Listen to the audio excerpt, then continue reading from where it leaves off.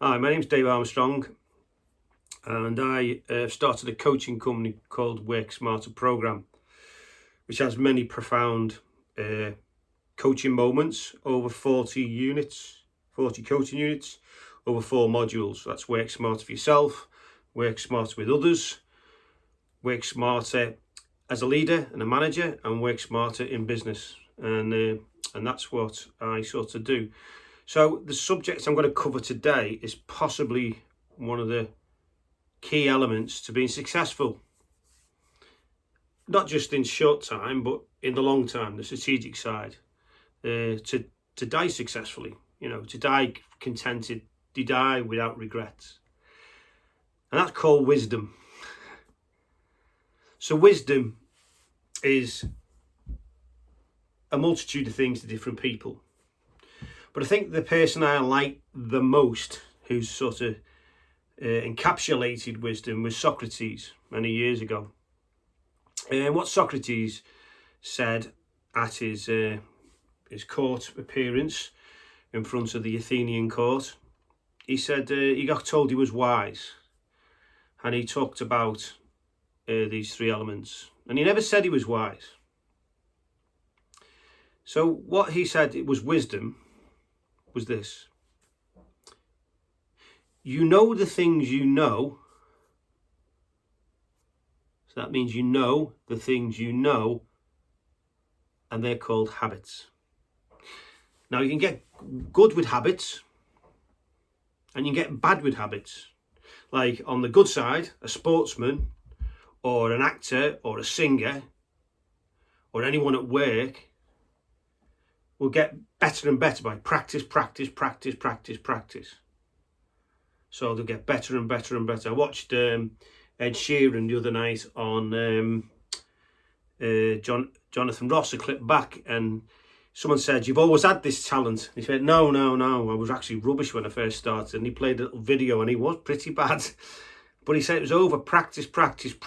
He got better and better and better.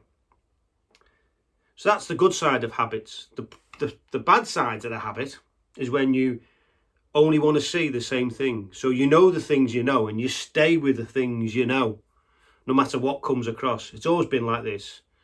Don't change something that's not broken. Well, it can be, it may be, or this is the way I like it. So that's the first part of what Socrates presented in the Athenian courts, was you know the things you know, which is habits. So there's a good side and a bad side. The next step to Socrates' encapsulation of wisdom is you know the things that you don't know. And this is what a part that I really work on. This is the big part for me. You know the things that you don't know. And that is the question in your head. In scientific times, in scientific ways, Liverpool University, who's interested in some of the work I'm doing, or have shown positive feelings towards the work I'm doing, they call that agency. And they can actually measure agency in the brain. So that means you know the things you don't know. And I believe that is the gateway to learning. Because that means a question has been raised in your head that it needs answering. Whether you answer it or don't answer it is not the issue. What is the issue is that you know the things you don't know. And that, believe to me, is the gateway to learning. So, in relation to agency, say someone falls down in front of you. That person has given you agency. That means a situation, the person falling down, has given you agency. And that's where agency kicks in the brain. You know the things you don't know. So you know there's something wrong, but you don't know how to deal with it. So you look at that person down there, and then you get the feeling of agency. And that feeling of agency comes into your body. Now you either take agency, the last part, taking agency. And taking agency can either be dealing with what's in front of you or walking away. And that's linked to something else I can talk about, which is bystander mentality. But you've actually had a question. There's something you know that you don't know. You know there's something wrong in front of you, but you don't know how to deal with it. That's why into some of the presentations to do with the fear of failure also kicks into this element. But what Socrates said is, you know the things that you don't know. And that to me is the gateway to learning. And to me, if you open that gateway every time and not be frightened of failure, not be frightened of fear, not frightened of having a go, and sometimes not having a fright and saying I need help here because I don't know or whatever, but at least you've opened that gateway and answered that question, because that question will never go away in your head. It may go away instantaneously, but it will come back in time. So that's the second step. The first one is you know the things you know, which is habit. You know the things you don't know, which is I call the gateway to learning. And then Socrates says, you accept and are open to the things you don't know that you don't know. And what that means is all the things you don't even know how to think about. But you're open to not knowing anything.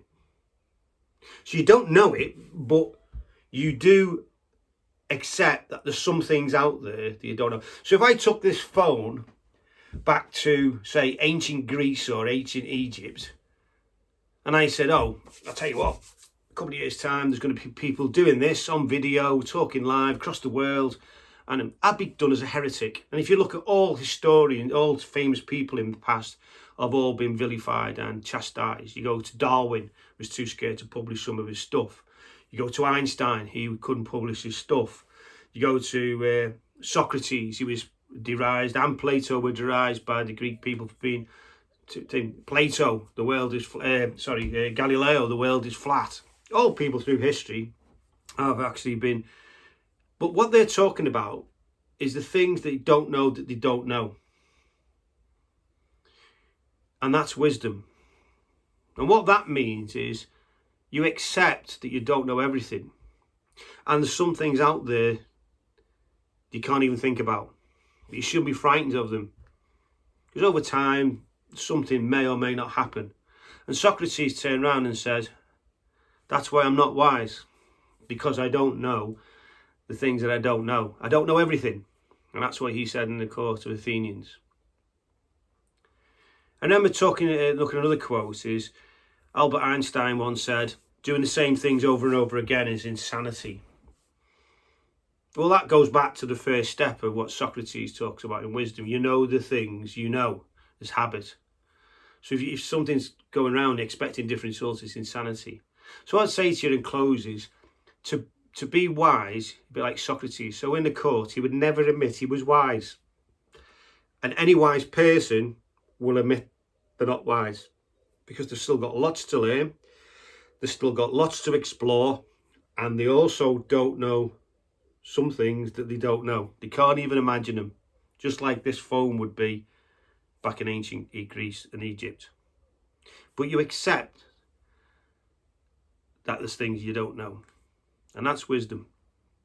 So going back to what I want to talk about today is the wisdom. And it's a powerful thing.